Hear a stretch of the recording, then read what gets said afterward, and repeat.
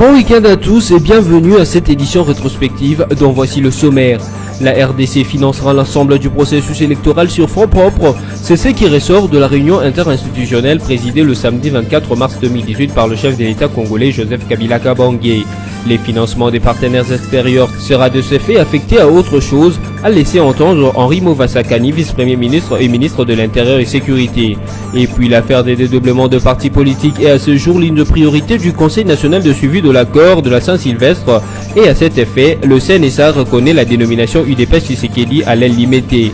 Ainsi, à défaut de leur réintégration, Bruno Tshibala, Valentin Moubaké et Corneille Moulouba sont appelés à créer leur propre parti politique. Enfin, en marge de la célébration des 80 ans d'âge du poète Simaro Lutumba, un concert haut en couleur a été organisé le vendredi 23 mars 2018 dans la salle de spectacle Showbuzz à Kinshasa. Une cérémonie marquée par plusieurs temps forts, notamment la remise officielle par l'artiste de sa guitare au directeur de cabinet adjoint du chef de l'État Jean-Pierre Kambila, représentant du président de la République à cette cérémonie.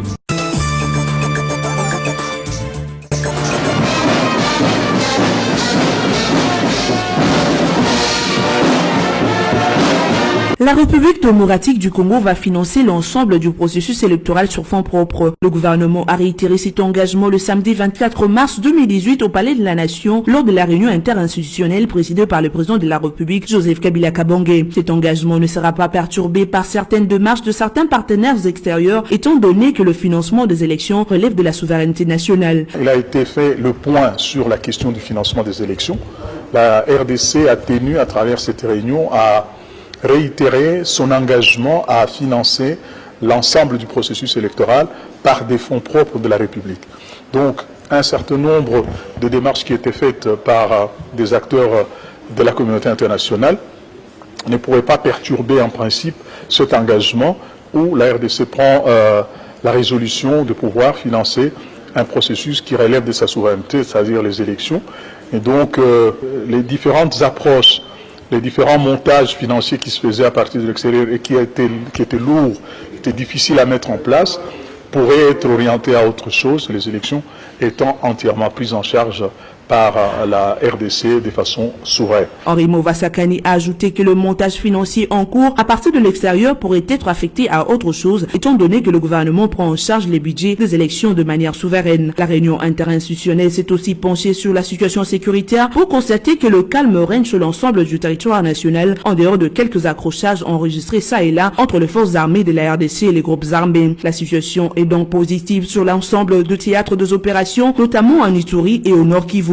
Pour ce qui est de la recrudescence de la criminalité observée dans quelques grandes villes, notamment à Kinshasa, à Lubumbashi et à Kolwezi, la réunion interinstitutionnelle a résolu de mener des actions avec pression pour mettre fin à cette situation. Autre point abordé au cours de cette réunion, la rentrée parlementaire. Le vice-premier ministre Mova a fait état d'un certain nombre de lois essentielles, dont celle relative à la répartition de sièges. Le projet de cette loi doit être déposé incessamment au Parlement. Toujours sur ce volet des élections, la réunion interinstitutionnelle a noté que le processus électoral évolue sans encombre. Après l'enrôlement des électeurs et conformément au calendrier électoral, la CENI attend le liste de partis politiques en règle et celle de regroupements politiques qui vont concourir aux prochaines élections. La date butoir du dépôt de cette liste est fixée pour ce lundi 26 mars 2018. Cette réunion interinstitutionnelle tenue le samedi 24 mars 2018 a connu la participation de présidents de 2 chambres du Parlement, du président de la Cour constitutionnelle, du procureur général de la République, du président de la Cour suprême de justice, du président de la Haute Cour militaire, de 3 vice-premiers ministres de l'Intérieur, des Affaires étrangères et de Transport, des présidents du CNSA, de la CENI, de ministres des Finances, de la Défense et de la Justice, ainsi que du directeur des cabinets du chef de l'État congolais, Joseph Kabila Kabange.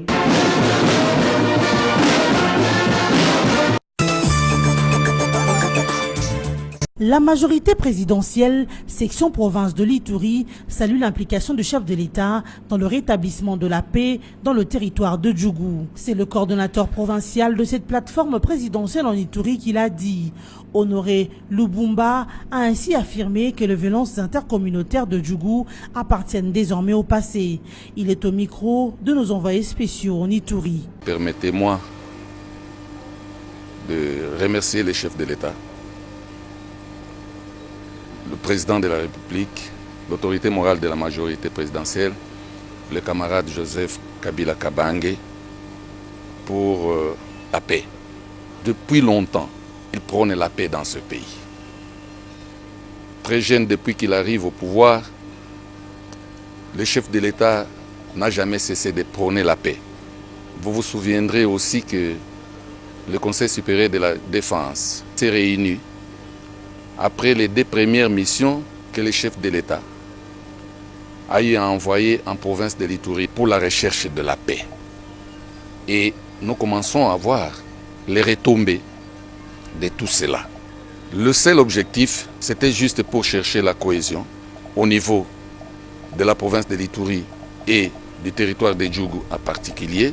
Et le chef de l'État, il l'a toujours fait. Nous, la majorité présidentielle, nous voulons réitérer notre message à la population de Djougou que la paix n'a pas de prix et que nous voudrions accompagner les chefs d'État dans le rétablissement de la paix en province de l'Ituri, en territoire de Djougou. Nous appelons les uns et les autres à oublier le passé et à revenir au bon sens, au bon sentiment, pour que la paix puisse régner davantage. La majorité présidentielle, au stade actuel, a un seul mot d'ordre, le mot d'ordre du chef. Les élections, rien que les élections. Nous sommes en train de sensibiliser la population de la province de l'Ituri pour soutenir les chefs de l'État dans les démarches qui vont aboutir aux élections en suivant le calendrier déjà programmé de la CENI. On ne cessera jamais de remercier quelqu'un qui a fait du bien. C'est pour nous encore l'occasion de lancer un vibrant hommage au chef de l'État, le camarade Joseph Kabila Kabange, pour tout ce qu'il entreprend et pour le bien de ces pays. Nous demandons à la population de Djougou, à la population de l'Ituri, de soutenir les actions en faveur de la paix pour le développement de l'Ituri et pour l'aboutissement du processus électoral. Située au nord de l'équateur entre 1 et 2 degrés de latitude nord ainsi que entre 30 et 31 degrés de longitude est, la ville de Bunia, chef-lieu de la province de l'Ituri, vit aujourd'hui une ère de modernité comme jamais auparavant. Certaines de ces infrastructures archaïques sont en train d'être retapées. Le cas le plus frappant est celui du stade Amani, le plus important de la ville mais qui ne remplit pas les normes internationales. À cet effet, un nouveau stade moderne et gardant la même appellation est en train d'être construit sur l'avenue Nyamaragi au quartier Kinda dans la commune de Bunia. Avec les 10 millions de dollars américains déboursés par le gouvernement central, ce nouveau stade a une capacité de 9000 places. Les responsables de la société chinoise chargée de ce travaux donnent ici l'état d'avancement de travaux. Now we are to the columns. À l'étape où nous sommes, on peut estimer que déjà 40% des travaux sont déjà exécutés parce qu'on a déjà érigé les colonnes. On est maintenant en train de... On a terminé une partie des poutres dans 3 zones et on a même commencé à couler les poutres à la 4e zone sur les 6 zones qui existaient. After this, we will do the concrete. Si on finit à couler les poutres, on va poser les dalles partout comme vous voyez ici. Après la pose des dalles, on va mettre une couche imperméable en plastique là où les gens vont s'asseoir et puis entretenir la pelouse dans l'air des jeux. Il s'y est de noter également qu'outre le stade, des immeubles, de même que d'autres bâtiments modernes, poussent comme de champignons dans cette ville. Ce bâtisse sont soit du gouvernement provincial, soit d'autres services étatiques ou encore de privés. Les vents de la modernité qui soufflent à Bunia n'épargnent pas la voirie urbaine. Plusieurs voies routières sont créées et d'autres réfectionnées pour y fluidifier la circulation, notamment Musanga, Salongo, Kapas et ainsi de suite. Toutes ces avancées démontrent l'effectivité de la paix retrouvée à Bunia, voire dans toute la province de l'Ituri. Alors qu'il y a une dizaine d'années, elle affichait un visage rudimentaire d'une cité de seconde zone, Bunia, chef-lieu de la nouvelle province de l'Ituri, étonne aujourd'hui par le boom de la modernité qui la transforme dans tous ses aspects. Et ceux qui retournent aujourd'hui dans cette ville sont littéralement dépaysés par les transformations qu'elle a subies. Un miracle du développement qui est à mettre à l'actif non pas seulement de la paix retrouvée après la guerre fratricide qui avait décimé une dizaine de milliers de personnes, mais aussi du dynamisme de sa population qui a su prendre la mesure de potentialité que regorge cette province pour les exploiter en bon escient. Aujourd'hui, cette paix et cet élan de développement se voient contrariés par de nouvelles tueries et des destructions aveugles qui replongent la province dans l'horreur et la population ne s'empêche de les déplorer. Nous devons nous aimer, ils doivent laisser leur conflit derrière eux, parce que du coup, à cause de leur conflit, par exemple, il y a des innocents qui meurent. Alors je vais leur demander de vouloir bien faire la paix. Un notable de cette province donne également la voix pour tenter de cerner la nature de ce nouveau conflit qui freine l'élan de développement de l'Ituri et qu'il estime incompréhensible et injustifiable. Nous étions parmi les premières personnes à réclamer la province. Et quand nous réclamions la province, nous étions sûrs parce que nous connaissions notre force. Nous avions de la richesse au sol, au sous-sol et partout. Alors aujourd'hui, on ne peut pas comprendre que nous ne puissions ne pas développer. Je ne sais pas d'où provient cette violence. Les deux peuples vivaient ensemble et vivent toujours ensemble. Moi, je crois qu'aujourd'hui, on peut parler plus des extrémistes. Et pour maintenir et renforcer l'élan de ce développement, ce notable estime que l'Ituri a besoin de la paix et rien que la paix. Le moment aujourd'hui est de faire rien que la paix. Moi, je crois que nous devons parler avec nos frères, les convaincre pour dire non, terminer. Et c'est ce que nous sommes en train de faire. Il est à noter qu'après la mission que vient d'effectuer le vice-premier ministre et ministre en charge de l'intérieur et sécurité en Ituri, le calme revient petit à petit. Et le chef de l'État s'y est personnellement impliqué en présidant la semaine passée 3 importantes réunions qui ont arrêté un train de mesures pour mettre fin à l'insécurité dans cette province. Il s'agit de la réunion du Conseil supérieur de la défense, du Conseil des ministres extraordinaires et de la réunion interinstitutionnelle. Respect du calendrier électoral, le vice-premier ministre et ministre de l'Intérieur et de la Sécurité, Henri Movasakani, a remis officiellement la liste actualisée des partis et regroupements politiques légalement reconnus en RDC au président de la Commission électorale nationale indépendante, Corneille Nangaa, en présence du secrétaire général chargé des partis politiques ainsi que des membres de l'Assemblée plénière de la CENI. Cette liste reprend le parti et regroupement politique devant participer à la conquête et à l'exercice démocratique du pouvoir aux prochaines élections. Ces gestes forts du gouvernement de la République témoignent son engagement à continuer à accompagner les processus électoraux et surtout de se conformer au calendrier électoral rendu public par la CENI le 5 novembre 2017. Selon le ministre de l'Intérieur, 600 partis politiques et moins d'une centaine de regroupements politiques, c'est le nombre de ces partis et regroupements politiques dont la liste a été déposée à la CENI. Au sujet des partis dédoublés, Henri Movasakani leur a recommandé de trouver intérêt d'attente et d'accorder l'air violent. Au cas contraire, poursuit-il, ils n'ont qu'à se référer aux instances judiciaires. Le gouvernement congolais a débloqué le mercredi 28 mars 2018 une enveloppe de 22 650 000 $ américains à la CENI pour les financements des élections. Cet argent vient des ressources propres de la RDC, a souligné le ministre de Finances Henri-Yves Moulang. Ce dernier précise également que ce financement rentre dans le cadre du plan de décaissement arrêté par le gouvernement en faveur de la Commission électorale nationale indépendante. Comme vous le savez, je viens au nom du gouvernement de recevoir le président de la CENI pour faire le point sur la situation de décaissement des ressources afin de financer, de poursuivre le financement du processus électoral.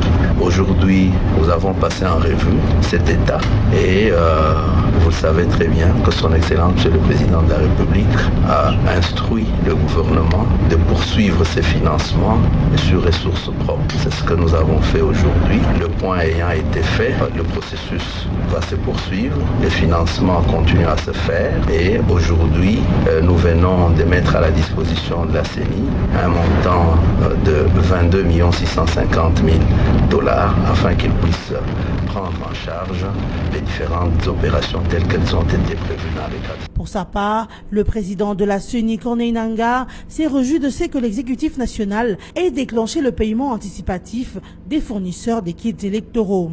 Visiblement, le gouvernement de la RDC est déterminé à organiser les élections à dater de ce 23 décembre 2018, conformément au calendrier électoral rendu public par la CENI le 5 novembre 2017.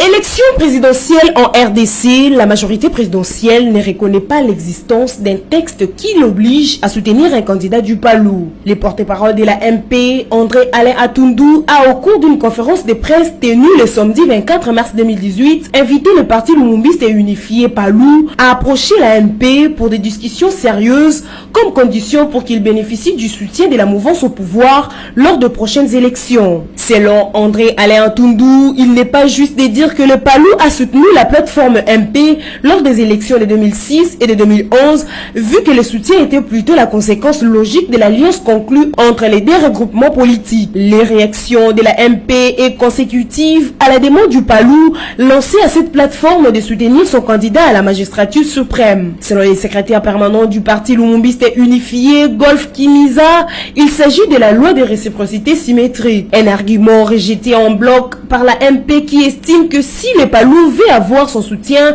pour le prochain scrutin, il n'a qu'à s'approcher et le reste sera vu après. J'invite nos amis à dialoguer et ça ne se fera pas devant les caméras, a martelé André Atundou. Le Conseil de sécurité de l'ONU a prolongé d'un an le mandat de la MONUSCO. C'est le mardi 27 mars 2018 que ce Conseil a décidé de proroger jusqu'au 31 mars 2019 le mandat de la mission de l'Organisation des Nations Unies pour la stabilisation en République démocratique du Congo. Ce, en lui fixant comme priorité stratégique d'assurer la protection des civils et d'appuyer la mise en œuvre de l'accord du 31 décembre 2016 ainsi que du processus électoral. Adopté à l'unanimité des membres en application du chapitre 7 de la Charte, la résolution 2409 de 2018 a fixé ses priorités stratégiques suite aux recommandations présentées par le secrétaire général de l'ONU dans son rapport sur l'examen stratégique de la mission. Le mandat de la mission doit être exécuté sur la base d'une priorisation des tâches détaillées dans le texte de la résolution. En matière de protection des civils, les priorités sont notamment d'assurer une protection efficace, dynamique et intégrée des civils menacés de violences physiques dans le cadre d'une approche globale, principalement en dissuadant et en empêchant tous les groupes armés et toutes les milices locales de commettre des violences contre la population ou en intervenant pour y mettre fin. Les conseils condamnent fermement tous les groupes armés opérant en RDC, exigent immédiatement fin à toutes les formes de violence et demandent que les forces armées de la RDC et la MONUSCO mènent des opérations conjointes pour les neutraliser. Dans ce cadre, la résolution prolonge également, à titre exceptionnel et sans créer des précédents ni remettre en cause les principes convenus régissant les opérations de maintien de la paix, le mandat de la brigade d'intervention de la mission. Chargée de neutraliser les groupes armés, celle-ci est placée sous les commandements directs du commandant de la force de la MONUSCO. Outre un rapport trimestriel sur l'état d'exécution du mandat de la MONUSCO, des mises en œuvre de l'accord du 31 décembre et du processus électoral, le secrétaire général devra aussi tenir les conseils informés par écrit tous les 30 jours des progrès réalisés au niveau politique ou technique vers la tenue des élections. Il devra également procéder d'ici à septembre prochain à un examen complet des performances de toutes les unités de la MONUSCO, y compris dans le cadre de la politique de la tolérance zéro à l'égard de l'exploitation et des atteintes sexuelles commises par les agents de la MONUSCO. Le dossier de Moïse Katumbi pour faux et usage de faux en rapport avec sa nationalité s'aggrave. Flori Kabange-Numbi, procureur général de la République, annonce l'ouverture d'une information judiciaire pour que le moment venu, Moïse Katumbi puisse répondre de tous ses actes. D'après lui, comment est-il possible qu'un individu se sachant de nationalité italienne puisse se présenter devant les services de l'État congolais pour acquérir un passeport et une carte d'électeur? Le PGR estime de ces faits que tout le temps passé par Moïse Katumbi à la tête de la province lui a permis de tirer avantage de actes faux et de faux documents. Vous vous souviendrez que dans une publication de Jeune Afrique datant du 22 mars 2018, il a été révélé que Moïse Katumbi aurait détenu une nationalité italienne depuis le 3 octobre 2000 avant d'y renoncer le 13 janvier 2017, soit 17 ans après. Depuis, le débat sur l'éligibilité de Moïse Katumbi à la course à la présidentielle de décembre 2018 s'est ravivé. L'affaire des dédoublements de partis politiques est à ce jour l'une des priorités du Conseil national des suivis de l'accord de la Saint-Sylvestre. La séance plénière extraordinaire du jeudi 29 mars 2018 a été consacrée à l'examen de la suite du rapport de sa commission chargée de cas de dédoublement de partis politiques, y compris le cas de l'Union pour la démocratie et le progrès social, UDPS. Le Conseil national de suivi de l'accord a retenu que la dénomination UDPS Tshisekedi ne sera reconnue qu'au groupe dirigé par l'actuel secrétaire général Jean-Marc Kabound au niveau du ministère de l'Intérieur. À défaut de leur réintégration, Bruno Tshibala, Valentin Moubake et Corneille Moulumba sont appelés à créer leur propre parti avec des dénominations qui ne prêtent pas confusion avec l'UDPS Tshisekedi. Cependant, la CENI ne pourra enregistrer que des candidatures pour deux UDPS, à savoir UDPS Tshisekedi et UDPS Kibasa. Il s'y est de noter en plus que cette décision du Conseil national de suivi de l'accord est rejetée par l'UDPS Tshibala qui estime que le rapport du CNSA a beaucoup d'incohérences. Dossier judiciaire contre Jean-Marc Kabound au tribunal des grandes instances de Matete. L'affaire a été prise en délibéré depuis ce mercredi 28 mars 2018. Le jugement est attendu dans un délai de 8 jours, conformément à la loi. Au cours de l'audience publique organisée le même mercredi au TGI de Matete, le ministère public a requis auprès des juges de reconnaître au secrétaire général de l'UDPS, Jean-Marc Kabound, la qualité d'engager son parti, l'UDPS LMT.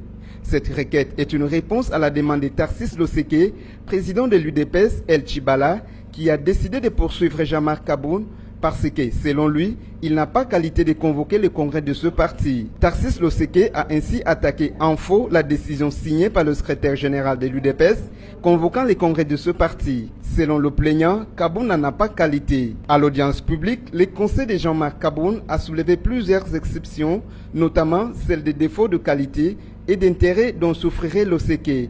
Pour les avocats de l'UDPS, l'article 26 des statuts de l'UDPS de 2013 affirme clairement qu'en cas de décès du président du parti, le secrétaire général, le président de la Convention démocratique et le président de la Commission électorale permanente engagent le parti. Dans 8 jours, la justice congolaise devra donc départager l'UDPS Tshisekedi et l'UDPS Tshibala du conflit de paternité.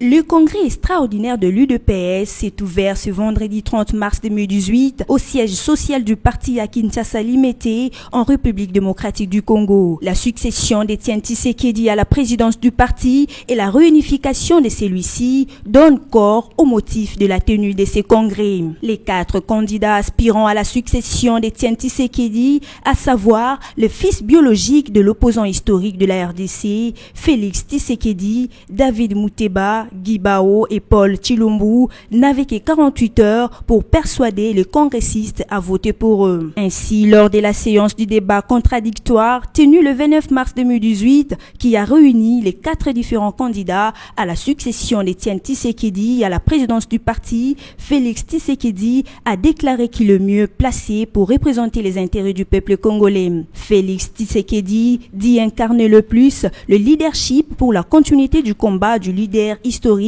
Étienne Tshisekedi Wamulumba. Estimant être favori à la succession de son père, Félix Tshisekedi a promis de redonner la joie dans le cœur des militants de l'UDPS une fois élus à la présidence du parti.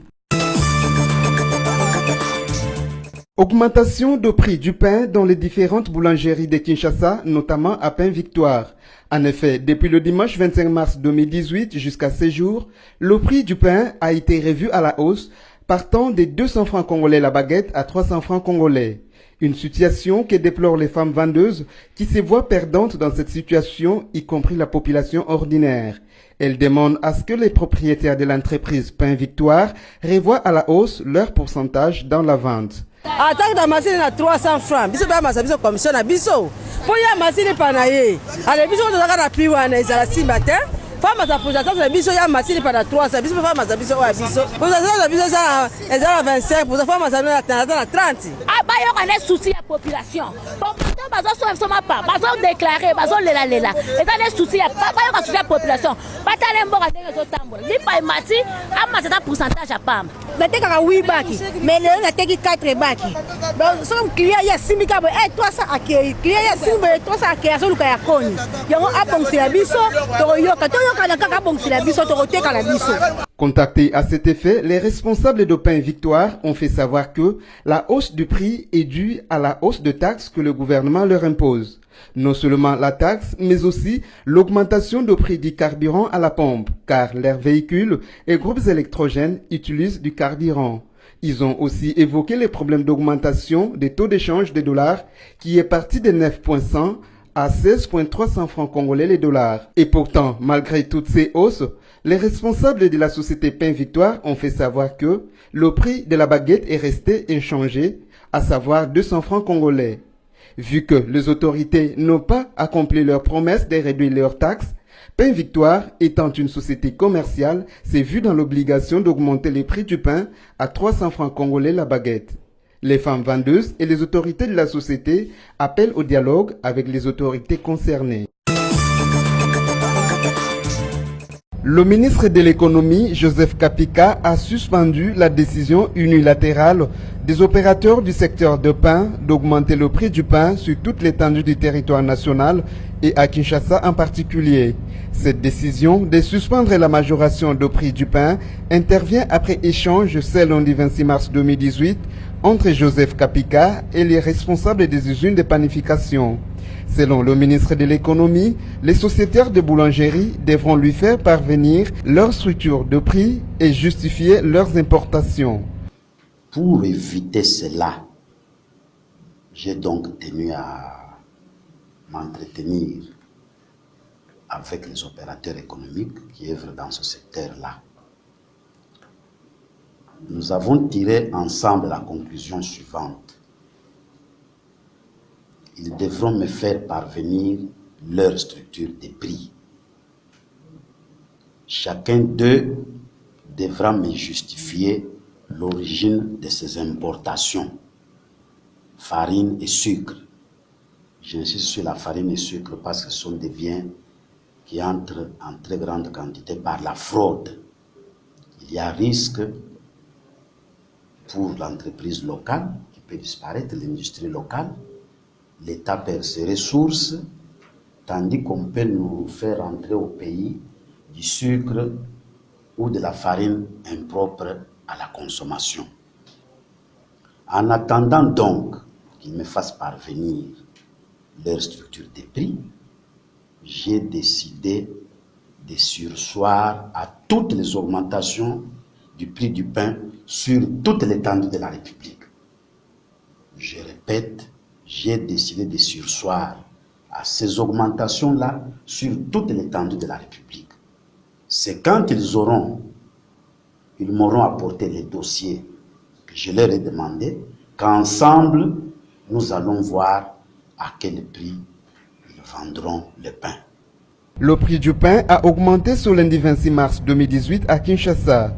Une baguette de pain vendue régulièrement depuis plus de 2 ans à 200 francs congolais a été vendue à 300 francs congolais, soit une augmentation de 50%. Le format familièrement appelé pain carré est passé de 300 francs congolais à 400 francs congolais. Selon certaines revendeuses interrogées, cette augmentation se justifie par la hausse du prix de la farine.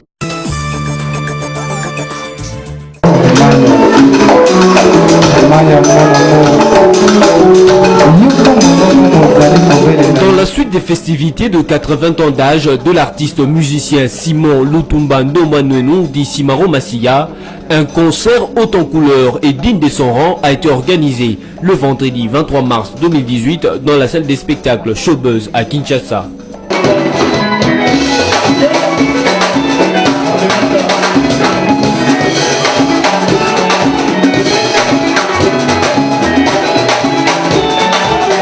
Plusieurs temps forts ont marqué cette soirée, notamment la remise de cadeaux à l'artiste par ses enfants biologiques, ses collègues musiciens ainsi que d'autres invités qui ont voulu l'honorer. Un autre grand moment qui a marqué cette soirée a été la remise officielle de sa guitare au directeur de cabinet adjoint du chef de l'État Jean-Pierre Kambila, qui a représenté le président de la République à cette soirée.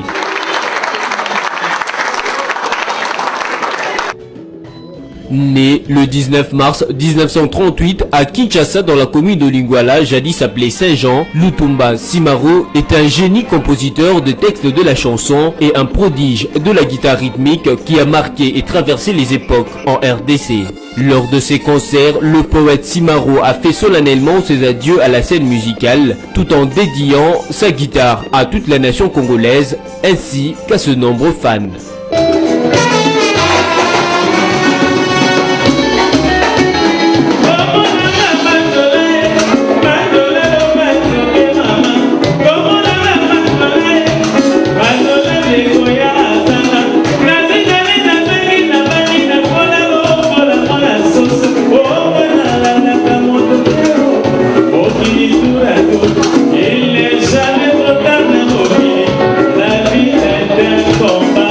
À 80 ans et avec ses 60 années de carrière musicale, Lutumba Simaro quitte la scène heureux, sachant qu'il a donné tout ce qu'il a pu à la nation. Bravo l'artiste et merci au poète Simaro.